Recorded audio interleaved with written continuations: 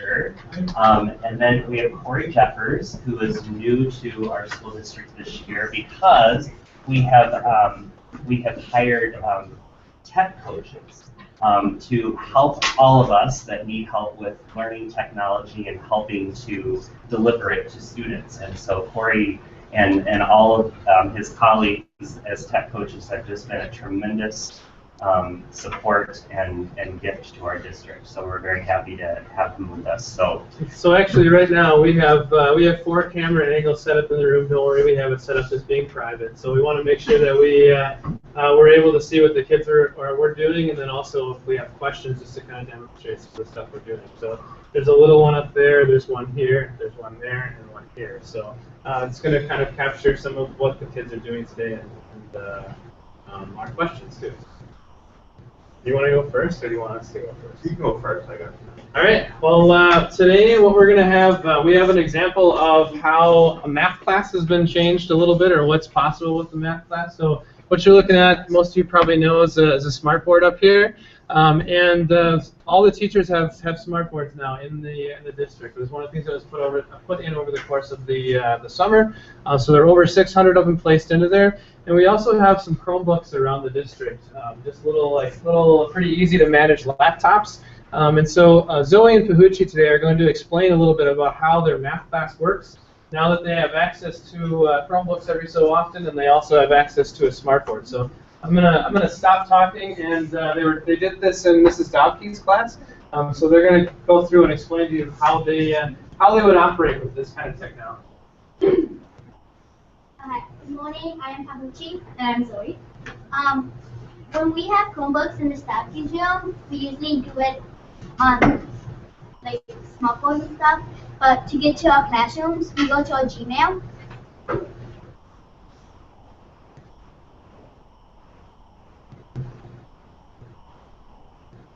And then we go to that 9 dots up there, and then we go to Classroom in the More section.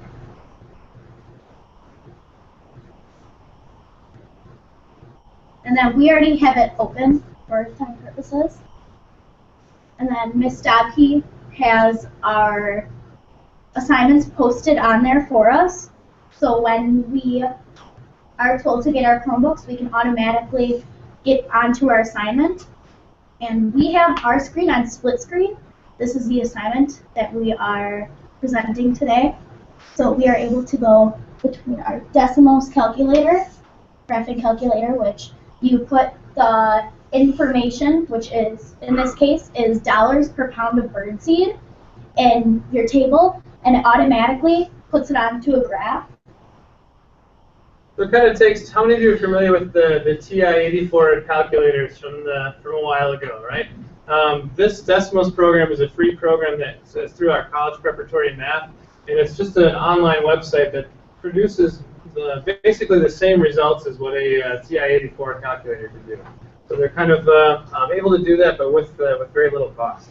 And pretty cool. The biggest part as a teacher doing it on the calculator here is they can send up what they're doing on their calculator, and I can show what's going on, and we can make some minor adjustments and talk about why is this graph of yours linear and this graph of yours not linear, or why is this graph on your picture proportional versus not proportional. And then we finished the graph, and we found out that it was a complete diagonal. And then we realized that 2 to 3 is 1 pound of birdseed costs $6.75. So to 2 to 3, you would add $6.75 to that. So we realized that that wasn't 30. Our answer was actually $20.25.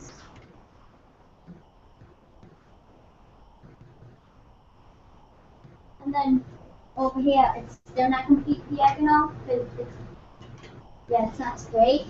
And then we realized it wasn't 6 to 7, instead it was 6 to 8. So it wouldn't be 47.25.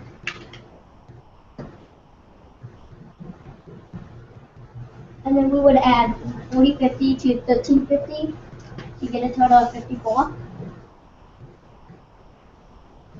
And then it's proportional, so we could add lines between them.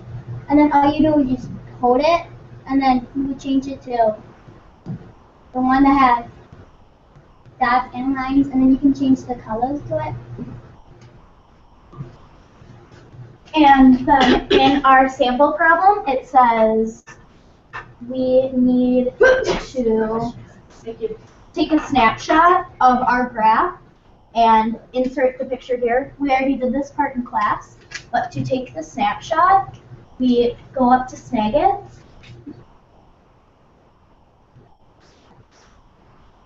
And then we would region it. And this is easier on the computers than it is on the smartboard. So I'm going to go over to the computer and click and drag. And then to save it, you just click the camera button, add a title, and then it shows up in your drive. And you can open it in your drive and just click and hold, and then drag it to one of your tabs.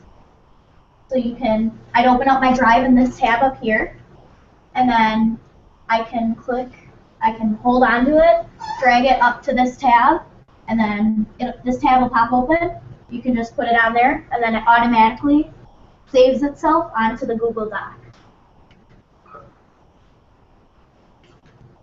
So when they're finished then, so how do you, this is how you guys show what you've done, correct? Yeah.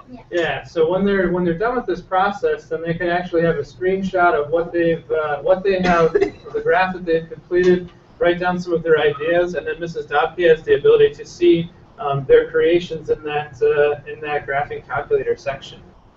These two actually recorded themselves going through this process, and we're using that video recording to show other teachers how this process happens. So they taught us a couple of tools one day. And how did you guys, can you explain, remember what you did with the calculator that day when you didn't know, you didn't have an actual calculator, but you needed to add something? Do you remember what you did? You used Google for it? Oh, yeah. You can open a new tab, Zoe, and to try that. And they, like Mr. Joffer said, that's exactly what they taught me. I had no idea that you could do that. That you could get your own calculator with on the, I was thinking if I didn't hand one to them, they would either have to Google and look for a calculator, or they can just press it at the top if they're going to show you. So, okay. So we used it the $40.50 plus $13.50. And then Google gives us an automatic calculator and tells us it's $54 for an easy addition, multiplication, subtraction, division. Yeah, very good. And so this was basically a really efficient way. They didn't have a calculator in that case. They obviously they can do the mental math, but as they were going through, it was like, oh, so for pretty much any project that we have, I just have to open up a new tab and I have my calculator. That's kind of nice, and I don't have to go and figure out where it is and find it. So yeah, they're in the process now. Zoe, can you show that all the graphs that you saved? Then can you show that screen too? So in Desmos, I logged in with my Google account. It'll just say sign in, and you just click sign in with your Google account. It automatically links with your school Google account. And then you go to these three bars, and these are all of our graphs that we have done in class. We've done a penny tower graph, and we've also done a bank graph. And by saving that, you just click the save button, and then it pops back up. And to open the graph, you click in it and you write open graph, and it pops up. And then you're also able to edit it and things as well, but you just have to make sure before you do this, you make sure you have to click the save button. That's not free because Excel, we learned that hard way a couple times. So, and then we use Chromebooks because it's easier to type on it instead of writing. And then when we type, it's like more easier to explain why we typed it down. Yeah, and you're able to record and then take pictures of your screen. You guys did an awesome job. Thank you very much.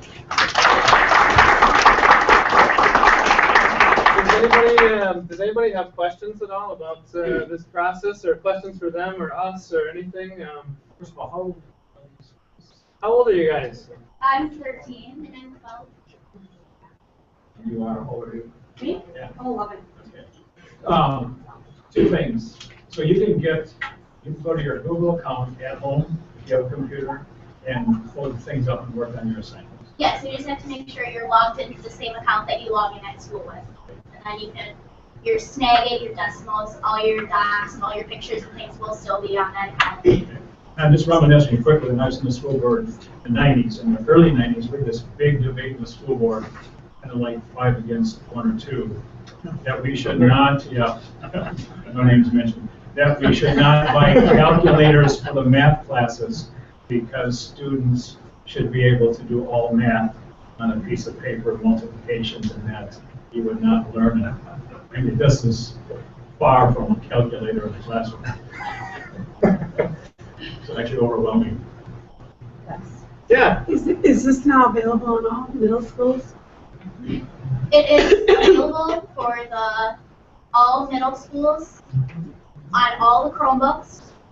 Anybody can get to Snagit or Desmos, or even the teacher simply has to create an online classroom and link all of the students in that class to that classroom, and they can visit that classroom and do assignments, turn them in, see what, like Miss Dobke and Miss Winkle put comments onto them, things like, oh, make sure you put titles on your graphs, make sure this is capitalized, thank you for turning it in on time, simple things like that.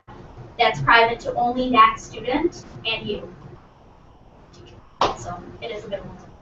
One of the things right now that is of interest is, right now not all of our students have technology at home, and so we provide that option to them. If you have, for example, in the beginning of the year I asked my students, do you have technology at home? Would you like an ebook or would you like a regular textbook? And they can say that they want the regular textbook even though they have technology, because some of our students go from home to home and one does and one doesn't. So the students who have the technology at home, the capability, are able to log in with us, and it's not uncommon for kids to video chat me and say, hey, I don't get problem number whatever at 4 o'clock in the afternoon when they're already at home and I'm still here finishing up some things. So. And one of the benefits of that Google environment is that we have a little bit more control over who accesses them and who they access, if that makes sense. And that's kind of the nice thing. So normally a hangout like this one is what this is called, where I have the cameras going. Normally this would be a public thing, but with the school district we're able to say just people here at the Oshkosh Area School District have to be an employee, otherwise they can't have access to it, which is really kind of nice because we have some more opportunities. The students will be able to record what they're thinking, and it goes to their drive, but then the whole public world doesn't have to have access. And it doesn't cost very much, so that's cool. Any other questions? All right, thank you guys very much for asking. Zoe and John, thank you so much for doing that. All right, I think you're on. Okay. I'm Jared Felix. I'm the STEM teacher and technology teacher here at Webster. I have a student here, Jacob, who's going to tell you a little bit about STEM first, and then I'll say some more. Okay. Hello, everybody. For starters, STEM stands for Science, Technology, Engineering, and Mathematics. Our instructor, Mr. Felix, shows us how to use the saws and other things. However, STEM is one of my favorite classes because we get to use tools and drills like we never thought of before. Our course is designed to foster an interest in science, technology, engineering, and math through sailing. However, we get to and for our boats, we have to plan them out and cut them into the shape of our plan. I am also looking forward to using the 3D printer, which is right here, to print out the rudder for our boats. However, we get to do a lot of things, from building kites to building boats to measuring wind. Even though we have fun in class, we all have to be safe. We all have to be safe. And Mr. Felix is here to help us do that. Thank you, Mr. Felix, for all you have done for me in the class, and I hope I have you as a teacher for as long as I can. Thank you. Thank you. didn't even possibly. This year, I can definitely say I have a very exciting job because we added STEM to our technology program here at Webster, and we're the only middle school with that program. And it really brings in other areas into the tech area that make it much more advanced and higher end thinking than what we've done in the past. So it makes it very exciting and very challenging for me, which I like to be challenged. Actually, I've been up since I was up at until 2 o'clock this morning working with the 3D printers, learning some new stuff on it, which is one of the examples of the technology that we use down here that makes learning for students like Jacob very exciting, and why they want to come here every day, why STEM is the class that they look forward to. And it gives them a chance to be able to, they've been able to, we've had them design and model things three-dimensionally on the computer for actually quite a few years now. But this year, they can just hit print, and within a short period of time, they can be actually holding the part in their hand. So it really makes it, full circle, so that they can go through that design process and then actually have the part in their hands. So who's talking about a boat that they're designing? They had to take a boat or come up with a design for a boat, do some research, and design a boat that they would actually build and test. So they're making that out of wood right now, and then they're going to be printing or designing parts and printing it on a 3D printer to add to it, like the control surfaces, like the rudder, and some of the mechanicals of the sail. So that's an example of what they're working on right now. So, technology that they're using is fun and exciting. It's made it much higher end learning. What are those little blue things up there? Oh, good question here. These are some examples, so actually I can pass a couple of these around. I had it set up, I was trying to time it perfect, so that as you walk in, it was just finishing. So I'll hit resume here in a few minutes after it, so you can see it working. This is a really unique thing about it, the 3D printer, is that it can print an assembly. So if they design something that has moving parts, it comes out with moving parts on it. It's not, most things can be printed so that there's no assembly required. For example, this is a whistle, and the BB was printed inside of it. So it just printed it in there. Right? So when we took it out, we had to just knock it loose, but it's an assembly, it's all together. Here's another one. Does it work? Does it work? It does Yeah. work. Yep. Can you show us? Yeah. I don't know how many students test this. It does work. All right, it does work. This has been scaled down quite small, and this is a house with furniture in it. Okay, so if I'll send it around, you can look inside, you can actually see all the chairs and the tables inside. It's scaled down quite small. We tried to see how small we can scale it down and have the skill to do the job. So here's another example.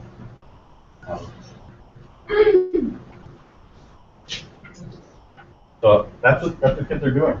That's what they're working with now. We're the only middle school to have a 3D printer, so we get kind of subcontracted out. We get other middle schools that want us to print off parts and see what it can do.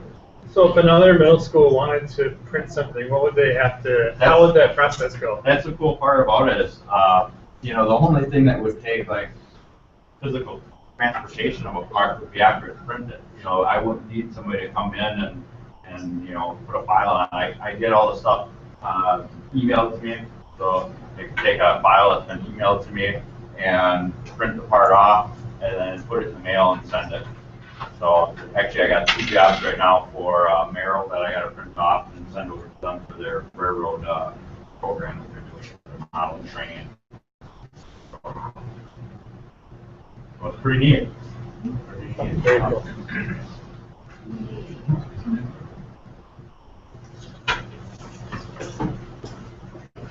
When we talked about the STEM class, we are working with Steve Eliason, who's one of our current school board members, who's very passionate about sailing. And so the STEM class that we're offering here is really based around sailing.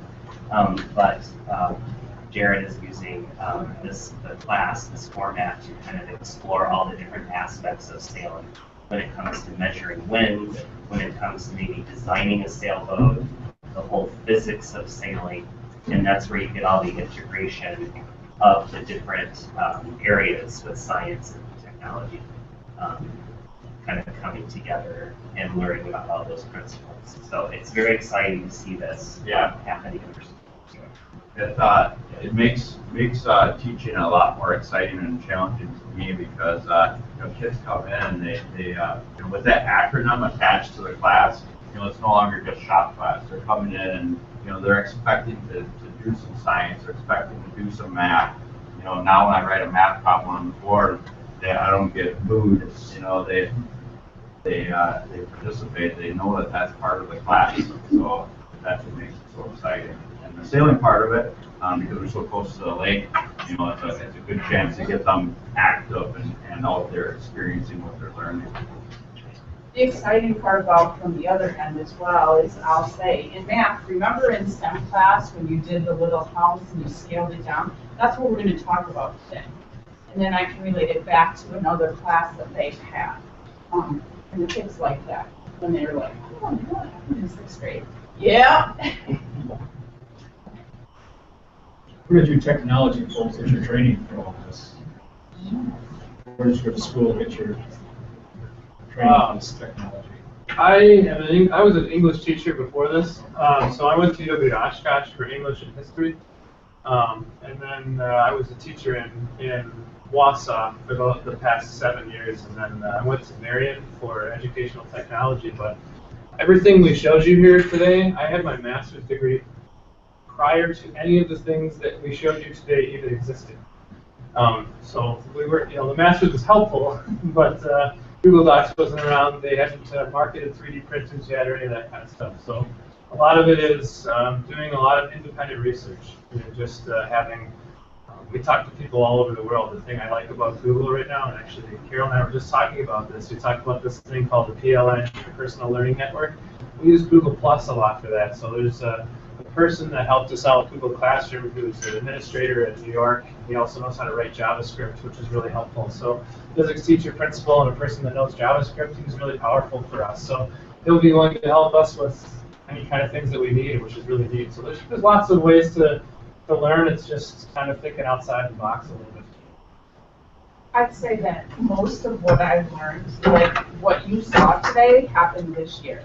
Mr. Joffers came in and assisted me, and then Ms. Winkle, who was my student teacher, was way more familiar with technology than I'd ever been. And I put those two pieces together, along with my kids teaching me basic things, like before I would yell at the student who had turned his screen black with white print, I was like, okay, first let me figure out how to change that back for the next student.